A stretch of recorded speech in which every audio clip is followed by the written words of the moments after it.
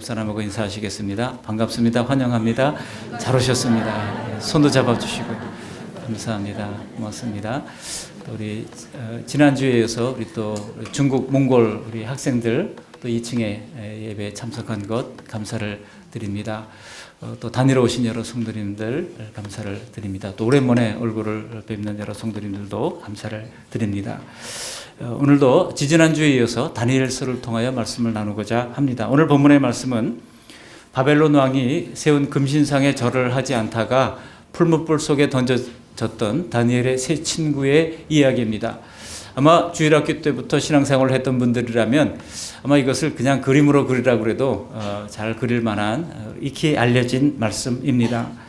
그런데 오늘 본문의 말씀은 누구나 신앙 때문에 어려움을 겪을 수 있다는 것을 보여줍니다. 그렇지만 사실 우리의 마음은 예수님 믿는 것 때문에 어려움을 겪는 것을 그렇게 달가워하지는 않습니다. 하나님이 불 가운데서 지켜주신다. 그건 너무나 좋아하죠. 그러나 그리하지 아니하실지라도 라고 하는 믿음을 이제 내보였다가 불이익을 당한다면 어떻게 될까? 우리가 정말 그리하실 줄 믿습니다가 더 좋습니까? 아니면 그리하지 아니하실지라도가 더 좋습니까? 물어본다면 대부분은 그리하실 줄 믿습니다를 선택할 것 같아요. 그리하지 아니하실지라도 나는 믿음이 약하기 때문에 저는 거기까지는 잘 못하겠습니다. 이렇게 이야기를 하는 경우가 많습니다. 단순히 이제 그리하실 줄 믿습니다를 좋아하는 정도가 아니라 어떤 분들은 얘기를 나누다 보면 만일 그리하지 아니하시면 안 믿겠습니다라고 하는 이 비장의 카드를 하나님을 향하여 품고 있는 경우도 많습니다. 그렇지만 여러분 성경에 보시면 사도 바울이 복음을 위하여 그가 많은 고난을 당했던 것을 얘기를 하면서 여러 여행을 하면서 이제 일주야를 깊은 가운데 보냈으며 여러 번 여행하면서 강의 위험과 강도 위험과 동족의 위험과 이방인의 위험과 시내의 위험과 바다의 위험과 광야의 위험과 거짓 형제의 위험을 당했다라고 이야기하고 있습니다. 그러니까 복음을 증거하는 가운데 8가지의 위험을 당했다고 그가 고백하면서도 그 일을 포기하지 않고 끝까지 감당할 수 있었던 것을 보면 사도 바울도 정말 그리하지 아니하실지라도의 믿음으로 무정된 사람이라고 할 수가 있습니다. 우리 예수님도 마찬가지 아닙니까? 우리 예수님도 할 수만 있으면 이 잔을 내게서 옮겨주십시오. 그러나 내 원대로 마시옵고 아버지의 뜻대로 하옵소서라고 기도를 하였던 것이죠. 우리 예수님도 자신의 어떤 안위보다는 주님께서 맡겨주신 하나님이 맡겨주신 대속의 사명을 완수하기 위하여 기꺼이 십자가를 지는 그리하지 아니하실지라도의 믿음을 가진 모범을 우리에게 보여주셨던 것입니다.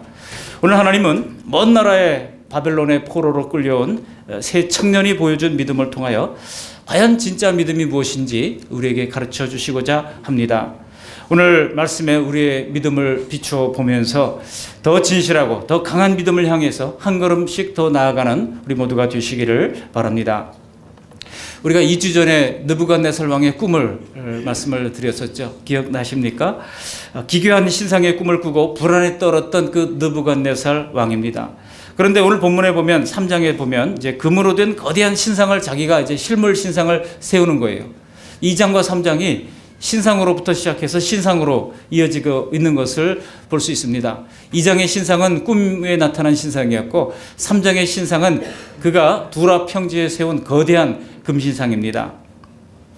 2장에 나타난 신상은 이 세속 국가들의 역사를 상징하는 것이라고 말씀을 드렸죠. 그렇지만 그 모든 세속 국가들은 한 뜨인 돌에 의해서 무너지는 환상을 보여주셨습니다. 그 돌이 누구라고 말씀드렸습니까? 바로 예수님이라고 말씀을 드린 바 있습니다.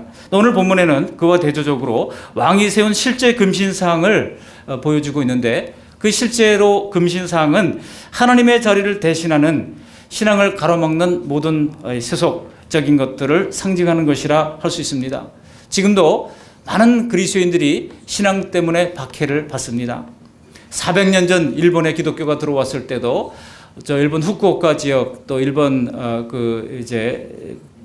어떤 지역에 가면은요 순교자들의 무덤이 있는데 후미에를 당해서 이제 죽은 사람들의 무덤이 있습니다. 후미에가 말 그대로 그림 밟기라는 뜻이잖아요. 일본어로 아시는 분들은 알아듣실 겁니다. 예수님의 사진을 초상을 내려놓고 그 위로 밟고 지나가라고 하는 것이죠. 나는 그렇게 못하겠습니다. 신앙 양심을 지킨 사람들은 다 순교를 당했고 침을 뱉고 예수님의 얼굴 사진을 밟고 지나갔던 사람들은 생명을 부지하는 그런 무지막지한 이 판별법을 통해 가지고 많은 사람들을 죽이는 역사가 일본에도 있었고, 또 지금도 세계 이 무슬림 지역이라든지 또 어려운 지역에 나가 있는 선교사님들은 여전히 어려움과 고통과 불이익을 당하고 있습니다. 지난해 오픈도 선교회에 따르면은 기독교 신앙 때문에 박해를 받아서 순교한 사람들의 숫자가 4,300명이 넘는다고 합니다. 우리 대한민국은 그럴 염려가 없어서 참 좋습니다만, 그러나 우리 사회에서도 이제 점점 신앙을 자유롭게 표현하는 것이 어려워집니다. 연말 되면 방송 대상 시상 같은 거 하잖아요. 그럴 때 연예인들이 나와서 하나님께 영광을 돌립니다, 그렇게 얘기를 할 때에 달리는 댓글들을 보시면은요, 그 공적인 자리에 나와서 자꾸 그렇게 종교 편향적인 얘기하는 것이 불편하다라고 하는 댓글들이 점점 많아지는 추세에 있습니다. 그러니까 지금 우리 사회도 자유롭게 믿음을 표현하는데 압박을 받고 있다고 하는 것입니다. 이제는 대학교 입학식에 가서 복음을 증거하는 것이 쉽지 않습니다. 전도지를 나눠주고 전도용품을 나눠주려고 그러면 여기서 이러시면 안 됩니다, 그런 사람들이 있어요. 총학생 학생회에서 나가서 바깥으로 나가서 하시면 상관없지만 교내에서 이렇게 이러시면 안 됩니다, 이러는 거예요. 그러니까 점점 이것이 쉽지가 않습니다. 이 시대 바벨론 세상의 우상은 하나님 신앙을 억압하는 외압들만 있는 게 아닙니다. 사실 더 큰 우상은 우리 마음속에 있어요. 우리 내면에 있습니다. 우리 내면에 더 웅장하고 더 크고 더 아름다운 것을 사랑하고 숭상하는 것, 그것이 하나님보다 더 사랑하는 것이 될 때 그것은 우리 내면의 우상이 되는 것입니다. 요즘 욜로 사회라고 하는 말도 있습니다만 그 내용이 무엇입니까? 잘 되는 나, 행복한 나 아니겠습니까? 다른 모든 것은 필요 없고 지금 당장 내가 잘 되는 것, 내가 행복한 것. 그래서 봉급은 얼마 되지 않은 이 청년들이 보면 자기를 위해서는요, 아낌없이 쓰는 것을 볼 수가 있습니다. 그래서 왜냐하면 열심히 저축해야 집 살 확률도 별로 없고, 서울에 사는 사람들의 경우에, 그러니까 그저 있는 것을 가지고 나를 위해서 마음껏 쓰자 하는 그런 생각들이 지배적인 것을 알 수가 있습니다. 오늘 본문에 나오는 금신상만 보더라도 세 친구들에게는 목숨 걸고 거부해야 할 우상이었지만은 또 어떤 사람들에게는 그렇지 않다고 했던 겁니다. 어떤 사람들에게는 그 찬란한 금빛 그 우상이 혹시 우리에게 재물의 운을 가져다 줄 그런 이제 우상으로 여겨져서 그 앞에서 사람들이 무릎을 꿇고 빌기 시작했다고 하는 것입니다. 오늘날도 이 세계 문화의 금빛 찬란한 위용에 스스로 매료되어서 복을 비는 많은 현대 우상 숭배자들이 있습니다. 다니엘 당시에도 사람들은 이 거대한 우상의 제국에서라도 저렇게 금으로 치장하고 잘 살게 해주시기를 빌었던 것입니다. 이처럼 오늘날 바벨론 세상에서도 성도들의 믿음을 시험하고 파산시킬 안팎의 금신상들이 가득한 겁니다. 우리의 믿음이 약할수록 작고 시시한 우상에도 금방 넘어지게 마련입니다. 오늘 본문에 보시면 드디어 이제 3장 전반부에 보시면 금신상의 낙성식 날이 됐습니다. 그래서 왕이 바벨론 제국에서 모든 관료들을 동원해요. 이제 두라 평원으로 다 모이라고 이야기를 합니다. 그리고 악기가 연주되면 일제히 그 우상에게 엎드려서 절하라고 하는 명령을 내립니다. 그때 만일 절을 안 하면 풀무불 속에 던져지게 될 것이라고 경고를 합니다. 다니엘은 2장 18절에 보시면 이제 처음 이 느부갓네살 왕이 금신상을 이제 그 신상을 꿈을 꾸고 해석을 하라고 그랬을 때 다니엘이 그 세 친구들한테 부탁을 하잖아요. 하나냐와 미사엘과 아사랴라고 하는 세 친구에게 부탁을 합니다. 이 이름 자체가 얼마나 성경적인 이름인지 몰라요. 다니엘, 하나님이 판단하신다, 그런 뜻이고요. 이 하나냐, 이 주 여호와는 은혜로우시다라는 뜻이고, 미사엘은 주께서 지금 계신다는 뜻이고요. 아사랴는 여호와는 돕는 자다라고 하는 그런 뜻입니다. 그러니까 아주 신앙적인 배경을 가지고 있는 다니엘과 세 친구들이라 할 수 있습니다. 그런데 이 사람들이 다 창시 계명을 당합니다. 그래가지고 다니엘은 벨드사살이라 불리고, 그리고 이제 나머지 세 친구들은 사드락, 메삭, 아벤느고라고 하는 이 바벨론의 우상의 이름을 담은 그런 이름들로 다 창씨 계명을 강제로 당하게 되는 겁니다. 그래서 그들도 이제 지방 관료들로 있었기 때문에 다 이 두라 평지에 모일 수밖에 없었죠. 오늘 본문의 내용에 다니엘이 등장하지 않는 것은 학자들에 따르면 아마도 다니엘이 바벨론의 수산성에 남아서 왕이 빈 자리를 대신하고 있었을 것이다 라고 추측을 합니다. 어떻든 이 사드락 메삭 아벳느고 하나냐 미사엘 아사랴가 그 자리에 있는데 악기가 연주됩니다. 그러자 모든 만조백관들이 다 그 우상에게 절을 합니다. 유독 세 사람만이 그 자리에 우뚝 서 있었던 것이죠. 누굽니까? 바로 사드락 메삭 아벳느고 이 세 사람만이 그 자리에 우뚝 서 있었던 것입니다. 그렇다면 왜 이 사람들이 그렇게 풀무불에 던질 것이라고 하는 경고에도 불구하고 위험한 선택을 했을까요? 이 사람들이 뭐 특별히 다른 사람보다 강심장이었기 때문일까요? 그날 아침에 우엉청심만 먹고 그렇게 했을까요? 아닐 것입니다.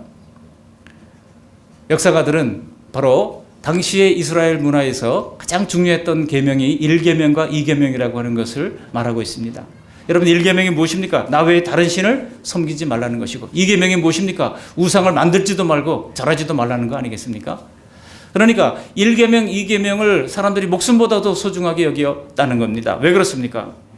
바로 북이스라엘이 멸망했던 근거가 이런 우상 숭배와 우상 만드는 것 때문에 있었고 또 남유다가 멸망했던 것도 똑같이 하나님 외에 다른 신을 섬기고 우상을 만들고 섬겼다는 것입니다. 그것 때문에 나라가 멸망하는 것을 두 눈으로 똑똑히 봤던 이스라엘은 그 뒤로부터 정신을 바짝 차렸습니다. 그래서 강력하게 우상 숭배를 거부했던 것입니다. 그래서 이 문화가 한동안 계속되는데요.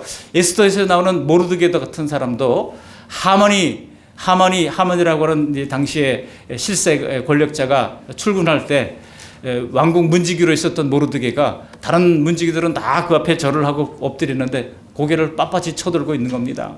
왜 그랬을까요? 당시만 하더라도 이런 그 우상 숭배를 해서는 안 된다. 우상 숭배하면은 나라가 망한다고 하는 것을 이 이스라엘 사람들이 강력하게 머릿속에 뼛속같이 가지고 있었다는 겁니다. 이런 문화가요. 로마 시대까지 계속됩니다. 로마가 이스라엘을 지배할 때도 사람들이요. 로마 화폐에 보니까 거기에 가이사는 주다라고 하는 그런 글이 써 있는 거예요. 그 가이사의 두상과 로마 황제의 두상과 거기에 이 로마 황제는 주님이다라고 하는 그런 글씨가 있는 그 돈으로는 하나님께 드릴 수 없다라고 생각을 해서 그 돈으로는 헌금도 드리지 않은 거예요. 그러니까 뭐가 생겨났습니까? 성전에서 하나님께 드릴 수 있는 이제 성전세를 따로 만들어가지고 교회에서 화폐를 찍었어요. 그래가지고 하나님께 드릴 돈을 따로 바꾸어서 하나님께 드릴 정도로 철저하게 우상 문화를 배격하는 것이 이스라엘 사람들 마음속에 뼛속같이 이제 새겨져 있었다고 하는 것입니다. 다른 말로 하면 한마디로 오늘날 뭐 식으로 표현하면 우상 포비아라고 할 수가 있습니다. 우상에 대한 공포증이라고 할 수도 있습니다. 물론 그들은 바벨론 시대 그들의 뿐만 아니라 예수님 시대 그 바리새인과 서기관들조차도 이런 우상 포비아가 가득했어요. 우상 공포증이라고 그럴까요? 너무나 가득했어요. 물론 그들이 내면의 우상을 제대로 다스리지 못했기 때문에 우리 예수님으로부터 이제 그 히포크릿, 그들 위선자라고 하는 그런 책망을 받아야 했지만은 그 유대인들의 십계명 준수에 대한 열정은 가히 대단했다고 할 수 있습니다. 그렇기 때문에 이들은 도저히 금신상 앞에 절할 수가 없었던 겁니다. 이때 유대인들의 이런 모습을 확인한 바벨론 사람들이요 쾌재를 부르는 겁니다. 왜냐하면 가뜩이나 유대인 포로들이 자기 나라 권력 어떤 상층부를 다 점령하고 있는 것에 대해서 굉장히 못마땅하게 여기고 있었는데 이게 지금 이 사람들을 끌어내릴 수 있는 좋은 기회가 온 거예요. 그래가지고 즉시 이 사실을 느부갓네살 왕에게 보고를 합니다. 그래서 사드락 메삭 아벳느고는 왕 앞으로 끌려오게 됩니다. 그렇지만 이들이 지혜와 업무 능력을 높이 평가했던 왕이 이 사람들에게 크게 선심을 베푸는 것을 볼 수가 있습니다. 15절 하반절에 보시면 이번만은 용서할 테니 또 음악이 연주되면 이제라도 금신상에게 절하라. 이제라도 다시 한번 그들에게 기회를 주는 거예요. 다시 한번 너희들에게만 기회를 줄 테니 이제라도 금신상하게 절해라 라고 하는 겁니다. 우리가 별로 무명할 때는 상관이 없는데 갑자기 언론의 주목을 받을 때 어떻게 행동하느냐 굉장히 중요합니다. 이제는 자기만의 문제가 아닌 거예요. 여러 사람이 휩쓸려서 같이 뭐 절하고 그랬으면 별로 티도 안 날 겁니다. 근데 이제는 모든 사람들이 주목하고 있는 상황 가운데 이 세 사람만 다시 한번 이 세 사람을 위해서 악기를 연주할 때 이제라도 금신상 앞에 절을 해야 하는 그런 상태가 된 겁니다. 여러분, 이런 초미의 관심을 받고 있는 이런 상태에서 이들이 뭐라고 말씀하고 있습니까? 우리 16절 말씀을 다시 한번 함께 읽어보시겠습니다. 사드락과 메삭과 아벳느고가 왕에게 대답하여 이르되 느부갓네살이여, 우리가 이 일에 대하여 왕에게 대답할 필요가 없나이다. 왕에게 대답할 필요가 없나이다. 무슨 얘기입니까? 우리의 마음은 이미 결정됐습니다. 이런 뜻 아니겠습니까? 그래서 17절, 18절 보면 이렇게 이야기를 합니다. 우리 17절, 18절 말씀을 다시 한번 읽어보시겠습니다. 왕이여, 우리가 섬기는 하나님이 계시다면 우리를 맹렬히 타는 풀무불 가운데에서 능히 건져내시겠고 왕의 손에서도 건져내시리이다.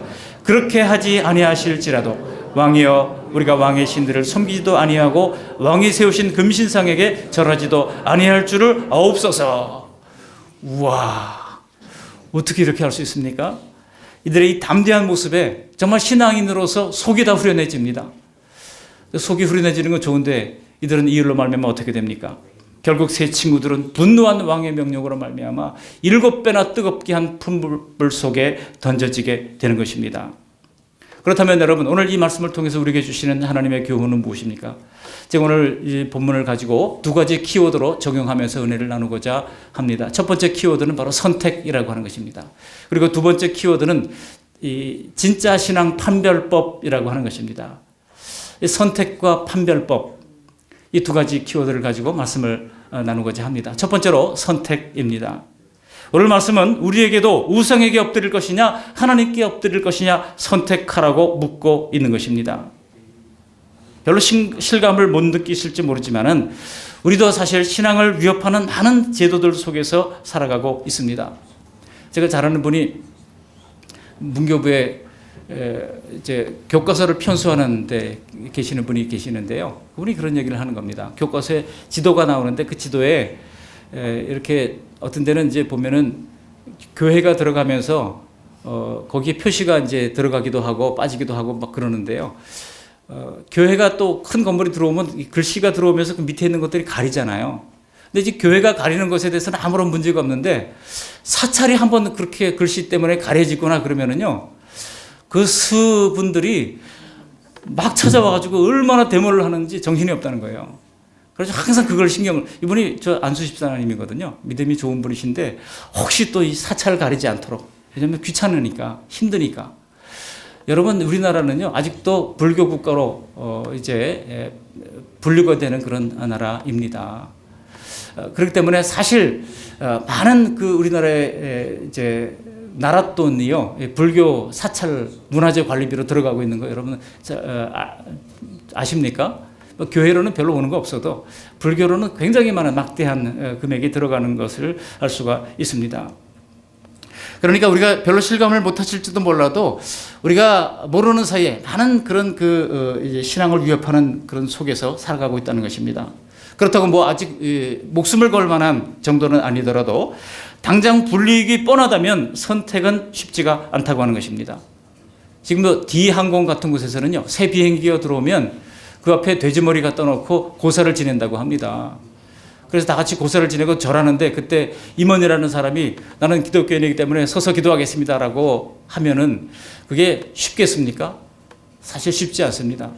그룹 총수가 다 엎드려서 절하는데 말이죠. 그 뒤에 앉아 뻣뻣이 서 있는 게 결코 쉽지가 않다고 하는 것입니다.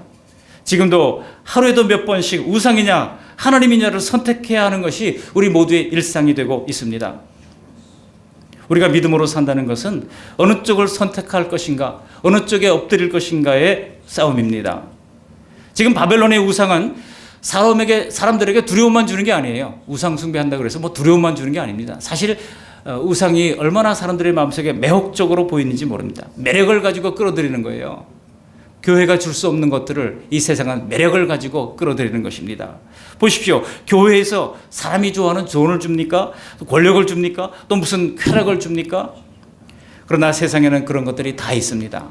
그러다 보니 온종일 사람들이 돈에 관심을 가지고 세상에 관심을 기울입니다. 올해 부동산 동향은 어떤지, 투자한 주식은 어떻게 되는지, 또 누구는 유튜브를 통해 가지고 한 달에 수천만 원을 번다던데 나는 왜 안 그런가 하면서 사람들이 어떻게 하면 돈을 더 벌 것인가 관심을 가집니다. 쾌락만 해도 그렇습니다. 세상의 즐거움을 더 누리기 위해서 사람들은 더 좋은 학교, 더 좋은 직업, 더 좋은 스펙을 향해서 달려가고 있는 것입니다. 그러다 그런 것들은 마치 오늘 둘 앞 평지에 세워진 금신상처럼 휘황찬란하게 보이지만은 창조자 하나님은 뒷전으로 밀리고 말하는 것입니다. 그러나 오늘 다니엘서가 우리에게 보여주는 교훈은 무엇입니까? 이러한 세상 권력도 세상의 역사도 다 하나님이 쥐고 계시다고 하는 사실입니다. 나중에 4장을 펴보시면 하나님이 그것을 보여주시려고 느부갓네살 왕을 7년 동안이나 폐위시킵니다. 느부갓네살 왕도 그것을 알았어요. 하나님이 나를 그렇게 하셨다라고 자기 입으로 고백합니다. 그리고 세 사람의 결말은 어떻게 됩니까? 담대히 믿음을 선택했던 이 세 사람의 결말은 사람들이 그렇게도 원하는 것들도 사람이 주는 것이 아니라 세상이 주는 것이 아니라 하나님이 허락해 주신다고 하는 것을 잘 보여주고 있습니다. 우리 주변의 사람들을 제가 둘러보면서 깨달아지는 것이 있어요. 다들 자기 수준을 크게 벗어나지 못하고 고생하다가 산다는 것입니다. 시편 90편에 보시면 시편 90편은 모세의 시가 시편인데요. 모세가 기록한 시편인데요. 사람이 70이고 간간하면 80이라도 그 끝은 수고와 슬픔뿐이라고 고백을 했어요. 참 적절한 표현 아닙니까? 수고와 슬픔뿐인 인생. 그저 우리가 잘 살아보려고 애를 쓰고 살지만 고마고마하게 살다가 한 해 두 해 나이 들면 그저 우리의 지갑이 점점 가벼워지고, 왜 가벼워지냐면 대부분 보면 자식들 때문에 가벼워지더라고요. 자녀들이 뭘 한다고 그러면 뭐 1,000만 원, 500만 원 뭐 자꾸 주다 보면 다 빠져나가고 나중에는 병든 몸밖에 남지 않는 수고와 슬픔뿐인 것이 우리의 인생의 모습이라고 하는 것입니다. 잘 살아버리고 아등바등하고 삽니다. 그렇지만은 삶은 다람쥐 쳇바퀴 돌듯 거의 고마고마한 수준을 벗어나지 못하고 만다고 하는 것입니다. 사업하는 사람들도 많지만은 그 중에 얼마나 큰 성공을 이룬 사람이 있습니까? 제 주변에도요, 사업하는 친구들 보면 이것저것 손대지만 목돈 한번 제대로 만지지 못하고 나이가 들어서 병원에 다니다가 병원에 다 모든 재물을 갖다 주는 것을 볼 수가 있습니다. 여러분, 인간이 아무리 매달려 봤자 돈과 명예와 권력이 그 사람에게 거들떠보지도 않는다는 거니까요. 그거 잡아보려고 영혼도 팔고 양심도 팔아먹는 드라마가 있어서 제가 한번 봤어요. 하도 유명하다 그러길래. 뭔지 아세요? 스카이 캐슬이라는 영화, 드라마더라고요. 제가 보니까 잠깐만 봐도 더 이상 볼 필요도 없더라고요. 아, 이런 거라구나. 그러니까 영혼도 팔고 양심도 다 팔아버리는 거예요. 뭐를 위해서? 소위 스카이 캐슬. 정말 이 사회의 정점으로 올라가기 위해서. 여러분, 갖출 만큼 갖춘 사람들 손에도 그게 잘 안 잡히는데 우리 같은 보통 사람들 손에 여러분 그것이 쉽게 잡히겠습니까? 물론 지금 다니엘과 그의 친구들은 바벨론 제국의 고위 관료가 되었지만은 이것은 결코 그들이 신상의 절에서 얻은 것이 아닙니다. 그들은 인생의 목적을 성공해 두지도 않았습니다.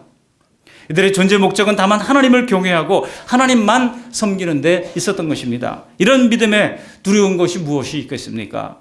기껏 지금 사는 것 정도의 삶을 위해서 우리가 모든 것을 바치고 살아갈 만한 가치가 있겠습니까? 그럴 필요가 없습니다. 그래서 이 정도의 삶은 하나님께서 기본으로 준비해 놓으신 것이라고 저는 믿습니다. 그래서 공중의 새를 보라, 들의 백합화를 보라, 하나님이 먹이시고 하나님이 입히신다, 걱정하지 말아라 말씀하는 거예요. 디모데전서 6장 8절에 보면 우리가 먹을 것과 입을 것이 있은즉 족한 줄로 알 것이니라 그랬습니다. 그러니 우리도 다니엘의 세 친구처럼 한 가지 목적, 위대하신 하나님을 충성스럽게 섬기는 데 살아간다고 하면 적어도 지금보다 더 나은 삶으로 주님께서 우리를 인도해 주실 줄 믿습니다. 우리 예수님의 소원이 뭡니까? 양으로 생명을 얻게 하고 더 풍성히 얻게 하려는 것이라 요한복음 10장 10절에서 말씀하고 있잖아요. 예수님은 우리가 비난하게 사는 것을 원치 않습니다. 우리가 풍성하게 살기를 주님께서 원하십니다. 그런 삶으로 이끌어 주시리라고 믿습니다. 우리 젊은 세대는 공부하느라고 얼마나 애쓰고 수고하십니까? 그런데 우리 청년들 여러분 기억하시기 바랍니다. 진짜 지혜는 하나님이 주시는 거예요. 그래서 정말 하나님께 목적과 뜻을 두고 믿음의 엘리트로 성장해가는 우리 그 말씀 양문교회 청년들이 다 되시기를 주님의 이름으로 축복합니다. 이미 다니엘서 1장 17절이 말씀하고 있잖아요. 다니엘서 1장 17절이 보시면 이렇게 말합니다. 하나님이 이 네 소년에게 학문을 주시고 모든 서적을 깨닫게 하시고, 책을 아무리 읽으면 못합니까? 깨달을 수가 없다면 소용이 없죠. 그런데 모든 서적을 깨닫게 하는 그런 특별한 지혜를 하나님이 네 소년에게 주었다고 하는 것입니다. 1장 19절에 보시면 왕이 그들에게 모든 일을 묻는 중에 그 지혜와 총명이 온 나라 박수와 술객보다 10배나 나은 줄을 아니라. 여러분, 지혜를 누가 주십니까? 지혜도 하나님이 주십니다. 그리고 세상 권력에게 애걸하지 않아도 하나님이 이들을 위하여 예비하신 것을 주신다고 하는 사실을 알 수 있습니다. 오늘 이렇게 믿음을 지키다가 불이익을 당했던 이 세 사람이 나중에 어떻게 됩니까? 한번 내려가서 다니엘서 3장 30절 말씀을 함께 읽어보시겠습니다. 3장 30절. 왕이 드디어 사드락과 메삭과 아벳느고를 바벨론 지방에서 더욱 높이니라. 아멘. 더욱 높이니라. 더욱 높였기 때문에 아멘이 아니라 믿음을 지킨 자에게 하나님께서 세상이 그토록 원하는 것들을 다 넘치도록 부어주신다는 거예요. 우리의 인생에 하나님을 고려하지 않고 스스로 자기를 위해 세상에서 영광을 구하는 사람을 하나님도 굳이 고려할 필요가 있겠습니까? 그런 사람들은 그냥 자기 수준에서 이 세상에 끝날 다 사라질 것들을 위해서 쌓다가 결국은 그 수준도 크게 벗어나지 못하고 살다가 가는 것입니다. 그러므로 무엇보다 우리는 하나님을 경외하는 인생, 하나님께 목적을 두는 인생이 되시어서 하나님 준비하신 진짜 복을 누리는 복된 주의 백성들이 다 되시기를 주님의 이름으로 축원합니다. 두 번째로는 바로 판별법이라고 하는 겁니다. 이 진짜 믿음의 판별법이 뭐냐 이거예요. 오늘 본문은 바로 그것을 보여주고 있습니다. 그것은 바로 그리 아니하실지라도의 믿음이라고 하는 것입니다.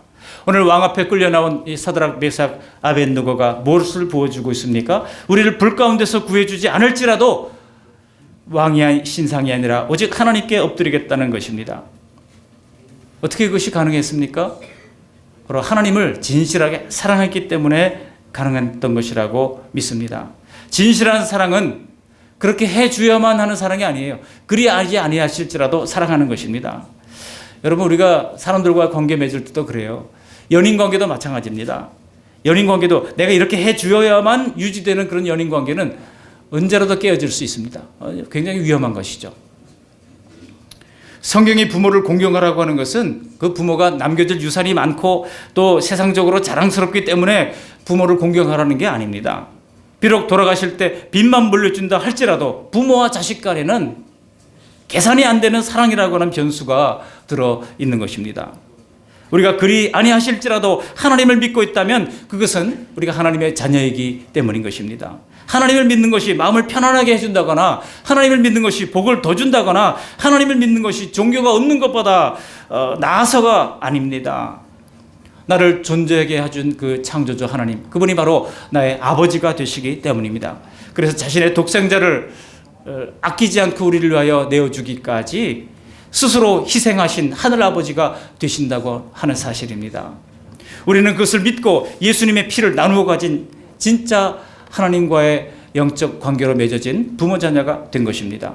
만일 그 관계가 진짜라면 자연히 그리 아니하실지라도의 믿음이 되는 것입니다. 하나님은 자녀인 우리를 때때로 금신상 위기 앞에서 시험에 이기도록 기도하고 계십니다. 그리고 분명히 우리의 선택을 하나님은 조마조마 주시하면서 기다리고 계십니다.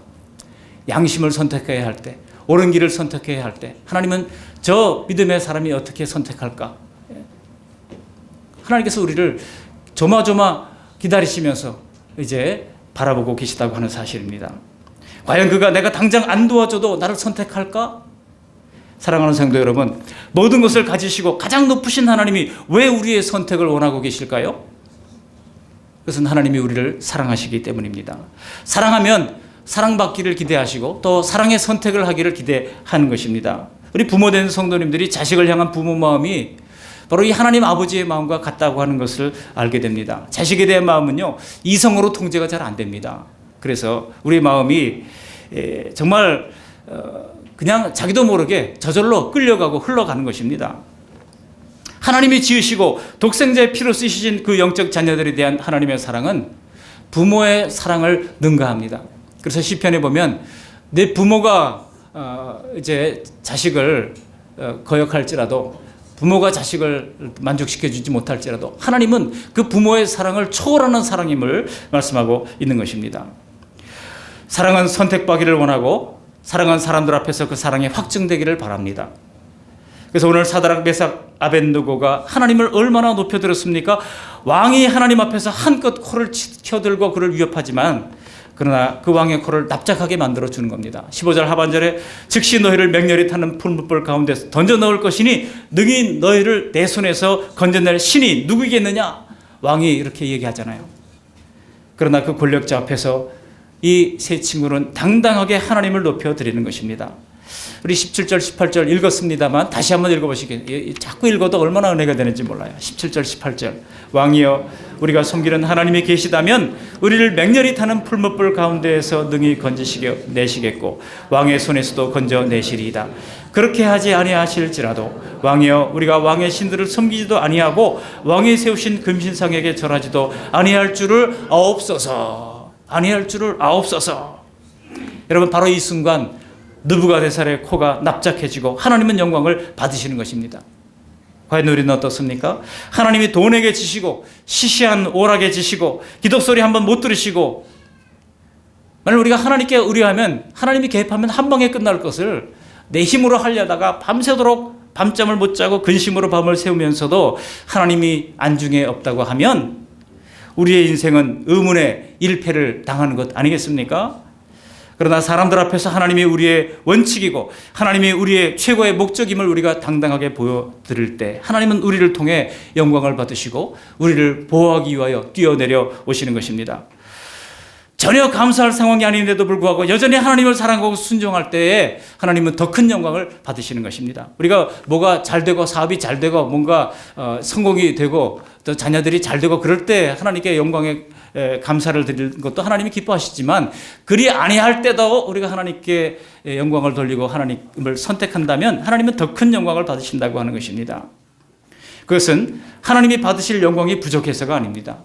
다만 우리를 사랑하시기에 그런 사랑을 원하시는 것입니다. 우리 모두 부모의 자식 간에 끊을 수 없는 사랑으로 여겨져 있듯이 하나님이 우리를 항상 사랑으로 선택하시고 높여드리는 복된 주님의 백성들이 다 되시기를 바랍니다. 오늘 우리가 다 읽지는 않았지만 그 이야기의 결론이 다 뒤에 나오는 거예요. 여러분 아까 3장 30절 읽었습니다만 이제 하나님께서 그 세 친구들을 다 높여 주었습니다. 왕은 불같이 분노해요. 이 사람들을 7배나 더 뜨거운 풀무불 속에 끌어 던져 버렸지만은 그 풀무불로 끌고 가는 사람들이 먼저 타 죽었잖아요. 얼마나 뜨거운지. 제가 지난해 자동차를 주차해 놓고 여름은 얼마나 뜨거웠습니까? 급한 일이 있어서 얼른 이제 가려고 자동차에 탁 가서 올라탔는데요. 창문을 다 꽉꽉 닫아 놓은 상태에서 제가 올라타니까 머리가 갑자기 타는 것 같더라고요. 얼마나 뜨거운지. 그래가지고 다시 얼른 내렸습니다. 뜨거워 하면서 다시 얼른 내렸어요. 그래서 문을 한참 열어놓고 있다가 탔는데, 여러분 자동차 안에서도 그렇게 열기가 뜨겁다 그러면 뭐 7배나 더 뜨겁게 한 풀무불에 들어가면 어떻게 되겠습니까? 쇠를 녹이는 이제 풀무불 속에 사람이 들어가면 뭐 순식간에 다 타버리고 흔적조차 없게 될 것입니다. 바로 그런 모습을 기대했지만은 왕이 풀무불 속을 들여다보다가 갑자기 큰 두려움에 사로잡히고 말았습니다. 오늘 본문 24절 25절 말씀 같이 한번 읽어보실까요? 24절 25절입니다. 그때 느부갓네살 왕이 놀라 급히 일어나서 부사들에게 물어 이르되 우리가 결박하여 불 가운데 던진 자는 세 사람이 아니었느냐 하니 그들이 왕에게 대답하여 이르되 왕이여 올소이다 하더라. 왕이 또 말하여 이르되 내가 보니 결박되지 아니한 네 사람이 불 가운데로 다니는데 상하지도 아니하였고 그 넷째의 모양은 신들의 아들과 같도다 하고, 넷째가 있었다는 겁니다. 그 넷째의 모양은 신들의 아들과 같도다 그랬습니다. 그 넷째가 누굴까요? 예수 그리스도입니다. 구약 성경을 이제 구속사적인 성경 읽기 혹은 구속사적인 성경 해석이라고 하는 학자들이 이제 해석하기를, 구속사적인 성경 해석이 뭐냐면요, 구약 성경을 통해서도 오실 메시아 예수 그리스도의 흔적을 찾아내는 그런 시도입니다. 그래서 구약 성경에는 이미 하나님께서 수많은 예수 그리스도의 그림자들을 다 남겨놓으셨어요. 그래서 하나님께서 이 말씀을 통해서도 분명하게 넷째 이 신들의 모양, 신들의 아들과 같은 그 모양은 예수 그리스도인 것을 이구동성으로 다 이야기하고 있습니다. 성육신하기 이전에 이 땅에 태어나시기 전에 역사하셨던 제2위의 하나님, 바로 예수님을 말씀하고 있습니다. 사랑하는 자녀의 생명의 분초를 다툴 때 부모로서 누구 다른 사람 가보라고 보낼 겨를이 어디 있겠습니까? 하나님이 직접 거기에 내려오신 것입니다. 구약 성경에도 보면은 자기 백성을 간구하는 그 긴급한 순간에는 꼭 하나님의 사자가 임재해서 그 모든 문제를 해결해 주는 것을 창세기에서도 출애굽기에서도 또 이제 역대상하 열왕기상하에서도 보면 자주 나타나는 것을 볼 수가 있습니다. 하나님이 친히 내려오셔서 구원해 주신 것입니다. 돌이켜 보면 어쩌면 우리들에게도 불 가운데를 걸어야 했던 어려운 시기들이 있었을 것입니다. 그런데 하나님은 그 불같은 고난 중에 즉시 우리를 건져주시지는 않으셨습니다. 그렇다면 그 모진 순간들을 우리는 다 어떻게 견뎌냈습니까? 바로 예수님께서 붙잡아 주셨기 때문입니다. 예수님께서 우리를 보호해 주셨기 때문입니다. 그래서 불에 그을리지도 않고 타지도 않게 지켜주셨기 때문인 줄로 믿습니다. 하나님은 세상의 안전장치보다 오직 다만 유일한 하나님을 보호자로 믿는 하나님의 백성들을 완전한 안전장치로 보호해 주심을 믿으시기를 바랍니다. 말씀을 정리합니다. 참된 성도들은 세상이 주는 돈과 권력과 명예를 죽자고 따르지 않습니다. 필요하죠. 필요하지만 상대화시킬 줄 아는 믿음을 가진 사람들입니다. 그렇다고 절대로 세상에 뒤지지 않고 시시한 인생이 되지도 않습니다. 우리는 하루아침 하나님만 믿고 따르는 이 믿음으로 성장하는 것이 아닙니다. 하루아침에 되는 게 아니에요. 이게 연습이 필요합니다. 여기 1장 17절에도 보시면은요, 그들이 왕의 음식을, 왕의 진미를 거절하는 것부터 시작하잖아요. 하루아침에 이런 단단한 믿음으로 성장되는 게 아닙니다. 우리의 신앙생활도 마찬가지예요. 하루아침에 우리가 이렇게 단단한 믿음으로 되는 게 아니라 날마다 말씀 읽고 기도하고 또 성경 이제 읽고 예배하는 그런 것에 우선순위를 주님 앞에 드리는 그런 연습들이 쌓이고 쌓이다 보면 우리의 신앙이 점점 단단해지고 마침내 큰 시험을 당할 때조차도 이길 수 있는 단단한 믿음으로 성숙하며 성장하게 될 줄로 믿습니다. 믿음이 허약하면 일상의 사소한 시험거리도 힘겹고 작은 짐도 버겁게 마련입니다. 작은 일에도 짜증이 나고 작은 일에도 염려에 사로잡히게 됩니다. 예민해지고 그렇게 쫓기듯이 살아갈 수밖에 없는 것입니다. 그러나 반면에 오늘 세 친구처럼 죽음조차도 초월할 수 있는 것이 바로 큰 믿음이 있는 것입니다. 강한 믿음이 바벨론 세상의 각종 우상들을 이기며 살 수 있는 담대히 사는 힘이 될 줄로 믿습니다. 오늘 주시는 말씀을 기억하시면서 우리는 참된 신앙으로 주님 앞에 인정받을 수 있기를 바랍니다. 또 선택의 앞에서 항상 하나님을 선택하는 진실한 믿음의 백성들이 다 되어서 주의 나라를 위한 귀한 사명을 잘 감당하는 저와 여러분들이 다 되시기를 주님의 이름으로 축원합니다. 아멘. 고마우신 하나님, 귀한 말씀을 우리에게 들려주셔서 감사를 드립니다.